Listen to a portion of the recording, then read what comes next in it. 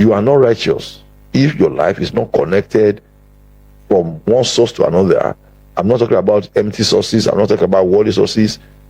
You don't serve God except your life is connected to somebody's life who is connected to God, and the chain goes on like that to Jesus Christ.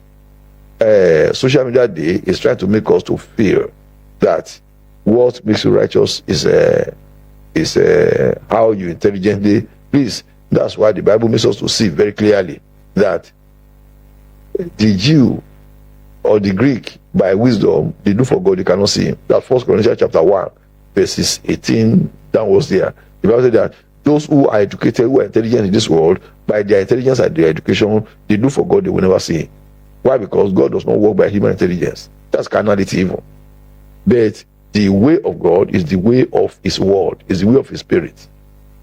I will want you to understand that, so that you will not be consumed by empty knowledge in this life that makes men to be.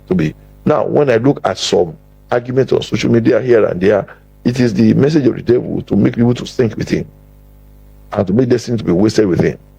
Listen to me. God is a righteous God.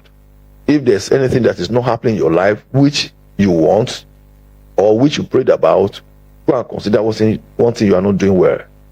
It might be somebody that is God's own that your life hates or does not agree with him. As simple as that.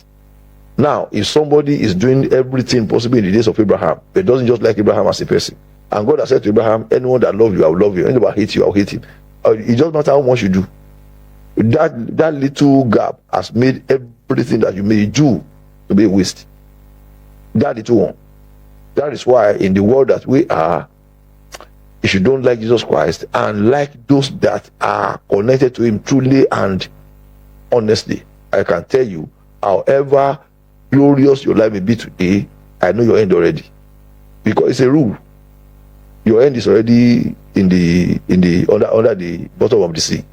Why? Because anyone that hates Jesus Christ, who is the rod of God for this generation, who is the ensign of God over humanity, I can tell you, you're already finished.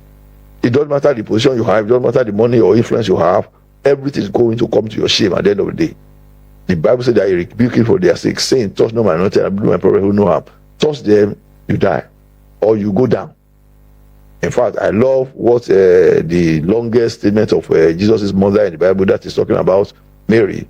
I think that's Luke chapter 1. You should read from verse 39, 40, 41, 42, 45. She was saying that God saw you God that you should hold on to anybody that God is taking up, you are going up with him. Hold on to anybody that God is going taking down. However where your life is, you are going down with him. I mean, that's a contingency kind of lifting or reduction. Anybody that God is increasing or promoting, if your life is held on to him, you are going up with him. I think you can understand that by natural analogy. Some people are in the pit, and somebody wants to save somebody that is in the pit that is his own. But some people held on to him. Except you are not going to save your own. If you are going to save your own, you must save those that hold on to him from there. So the same thing, that love the spirit. Anyone that hold on to those that God is blessing, your life will be blessed. Anyone that hold on to those that God is cursing, whether I like it or not, it doesn't matter how honest, it doesn't matter how righteously, it doesn't matter how well you are already going down. That is why righteousness of God is explained this way, because those that have connection to God, in their love for God, in their fear for God, and they have been able to touch God at one time or the other, that grace outlasts generations.